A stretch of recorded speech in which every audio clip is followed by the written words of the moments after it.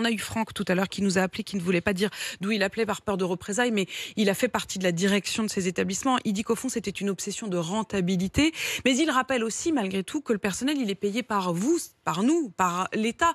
Est-ce que vous estimez avoir quand même une part de responsabilité? On met tout sur le dos des directions de ce business-là. Enfin, comment est-ce que c'est possible que l'État n'ait pas un droit de regard plus fort?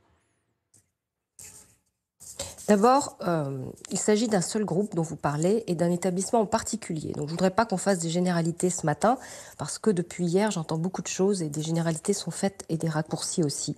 Moi, j'ai fait vérifier. Il y a eu des contrôles de cette situation lorsqu'elles ont été signalées en 2018, parce qu'il faut qu'elles le soient signalées.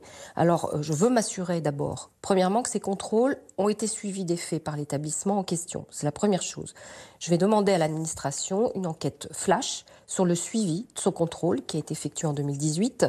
Je convoque la direction d'Orpea pour des explications et avec Olivier Véran, on se réserve la possibilité d'une enquête indépendante de l'IGAS sur ces faits graves dénoncés s'ils sont avérés. Donc je crois qu'il ne faut pas tout mélanger.